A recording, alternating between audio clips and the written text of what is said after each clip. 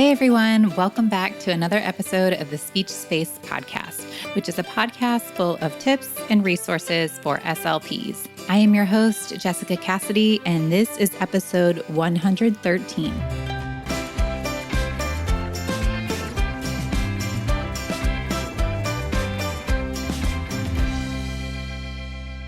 So today we are going to be talking about mindfulness and how it can help us grow as SLPs.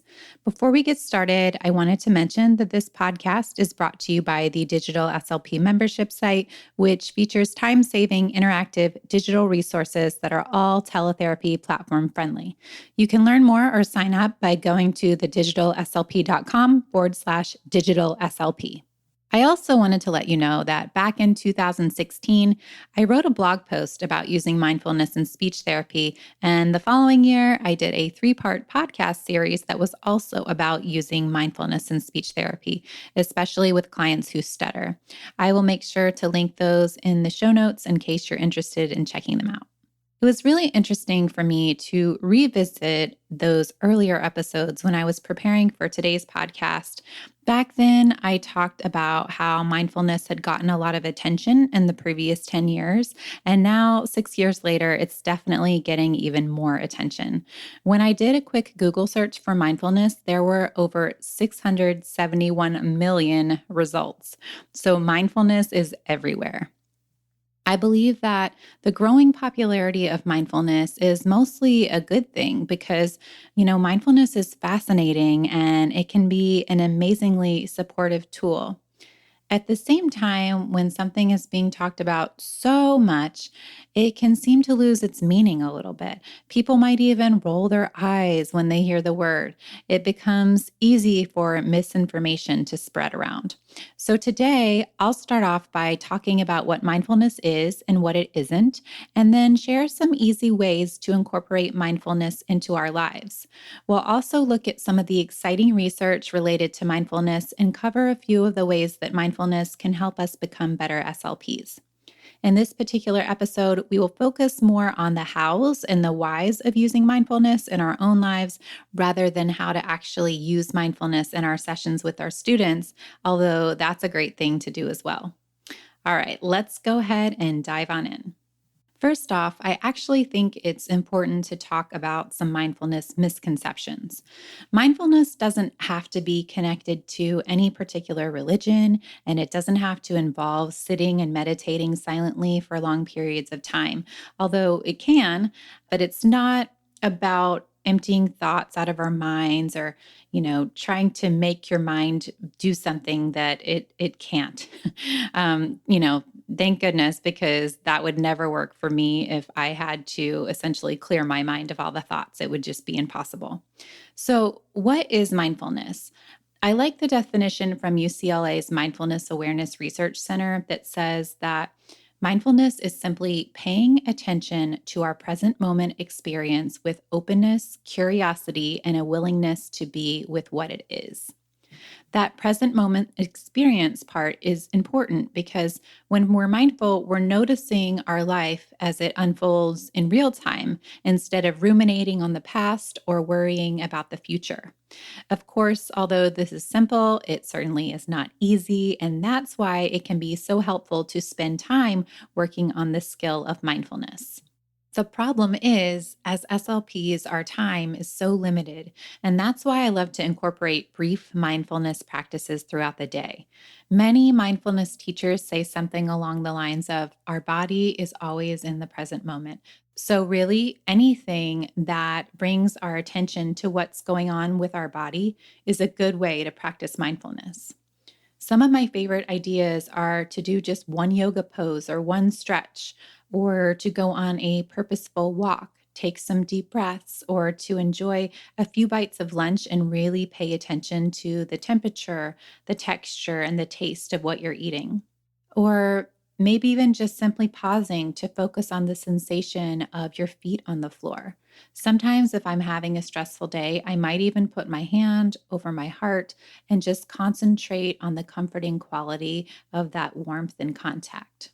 Practicing mindfulness really can be that simple. The next step is to remember to actually do it. I like to put post-it notes in places where I'll see them regularly with a brief message on them, like mindful or present moment. I also tried to build routines around mindfulness, like paying attention to my first sip of tea each morning or taking a deep breath every time I open an email. One of my favorite tools is from the author Catherine Price. A lot of her work is connected to being mindful with screen time, and she has a free lock screen image that you can download for your phone that says, "What do you want to pay attention to?" That way, every time you pick up your phone, you get a mindfulness reminder. I have this on my phone right now, and it is really effective. I'll make sure that I link that in the show notes in case you want to try it out too. Okay, now that we've covered the basics of what mindfulness actually is and how to build more of it into our lives, let's talk about why it matters. First, I'll share some general research about positive outcomes related to mindfulness, and then we'll move into the specifics of why mindfulness can be beneficial for us as SLPs. The field of mindfulness research is still pretty new, but it's growing very quickly and it can be tough to keep up. So, today I'll just highlight a few of the studies that I think are especially interesting. One of my favorites is from 2017, and it was conducted by Dr. J.D. Creswell at Carnegie Mellon University. This one is a review of randomized controlled trials, so it's especially rigorous. Creswell's review found that mindfulness has the potential to reduce chronic pain, improve sleep and other health behaviors, prevent depression relapse, address addiction, reduce anxiety, improve sustained attention and working memory, support immune system function, and even help with interaction skills. So it's no wonder that so many people are talking about mindfulness. Another study that I love is a little bit older, but it's so fascinating. So I still wanted to share it. It has been cited almost 3,000 times, which definitely indicates how mindfulness research has been growing in popularity. This study was conducted in 2011 by Dr. Britta K. Holzel from Harvard Medical School, and it showed how meditation can actually change the structure of our brains. Participants in the study who went through an 8-week mindfulness training program showed an increase in gray matter in the left hippocampus region of the brain, as well as the posterior cingulate cortex, the temporoparietal junction, and the cerebellum. These areas are associated with learning and memory, emotional regulation, and perspective taking, among many other skills. So, mindfulness literally helps our brains grow. I'll just quickly share one more study with you guys. This one is from the Mindful Awareness Research Center at UCLA, which I mentioned a little bit earlier in the episode. But in this study, participants played a donation game where they had the option to give some of their payment to a charity. And the treatment group watched a mindfulness video before the game, and the control group watched a drawing instruction video. Participants in the mindfulness treatment group donated at a rate that was 2.61 times higher than the control group. The three studies that I mentioned represent a tiny portion of the research that's out there, and they give us a sense of how mindfulness can support our mental and physical health and even help us become more generous. You're probably already starting to see how this connects to our work as SLPs. Dr. Ann Beck from Illinois State does a great job of making this connection really explicit. In a paper about mindfulness interventions for SLP students, she says that when high quality clinicians work with clients, they must be able to focus their attention purposefully and non judgmentally on their clients and their clients' caregivers. They must be able to listen actively to their clients to hear not just the content of the words, but also the deeper level meaning of the message. High quality clinicians must be empathetic and compassionate, but must not become enmeshed in or overwhelmed by their clients' emotions and life circumstances. In other words, clinicians must adopt a mindful approach in professional settings. I think Dr. Beck explained it perfectly, so I'll just add a few additional ideas. One of the key elements of mindfulness is the quality of acceptance and non judgment that Dr. Beck talked about. This absolutely applies to our relationships with clients or students and their families. When we're mindful, we're able to be with them as they are, which helps us stay open minded and unbiased and ultimately make better treatment decisions. I think the idea of acceptance is also really important for our overall wellness in the SLP field. I love being an SLP, but I also acknowledge that our field has many challenges, and some of these challenges are extremely frustrating. It's totally okay and actually, it's even necessary to recognize the problems in our field. But if we get stuck in ruminating about them, then we're not making anything better and we're actually making ourselves feel worse. Mindfulness is all about being with what is. We might not like some of the things going on in our field, but right now they are reality. And pushing against reality is pretty exhausting. Of course, this does not mean that we shouldn't work for the changes that are needed, but we can just be more action oriented instead of getting caught up in a loop of negative thoughts.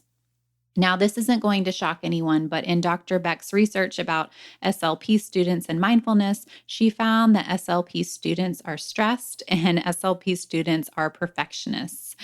SLP students become SLPs, so I'm guessing this feels very familiar to you. Just as a side note, perfectionism is such a big issue in our field that I'm planning to record an episode about it later in the year, so please be on the lookout for that.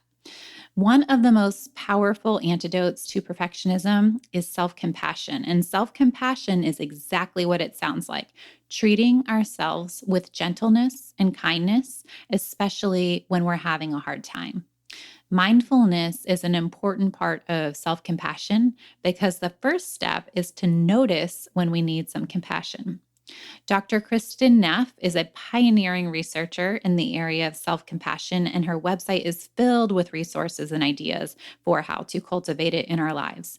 She even has a self compassion test that you can take, and I will make sure that I link to that in the show notes for you. In her research on self compassion, Dr. Neff found that self compassion improves our interpersonal relationships, and being an SLP is all about effective interpersonal relationships. She also found that when people are compassionate toward themselves, that they are more engaged at work. I know sometimes when we hear the term self compassion, it can sound a lot like selfishness, but Dr. Neff's research reminds us that self compassion actually has a positive effect on the people around us as well. It's definitely not selfish. Mindfulness also helps us stay in the moment with our students. Instead of mentally rehashing a stressful meeting from earlier in the day or planning an evaluation session for later in the week. One poignant reminder that I try to give myself is that even though I'm seeing multiple students in one day and it's easy to get caught up in stress and rushing, my clients are having a very different experience. They're only coming to speech once or twice a week, and for some of them, it's a highlight of their week because it's a place where they feel safe and understood. This motivates me to remain truly present with them as much as I can while also being gentle with myself when I can't. The word present is one of my favorite multiple meaning words because being in the here and now truly is a gift. It's a gift that we can give to ourselves and the people all around us. I hope that this episode gave you some practical tools and ideas for how you can use mindfulness to make your SLP work even stronger. Being mindful is not always easy, but I definitely think it's worth it. I am cheering for you. If you enjoyed this podcast, I would love it so much if you would take a mindful moment to leave a 5-star review to make it easier for fellow SLPs to find the show. We release new episodes twice a month on the first and third Tuesdays. Also, please remember to check out thedigitalslp.com/digital SLP if you are interested in exploring the membership and other resources on the site. Thanks so much for listening.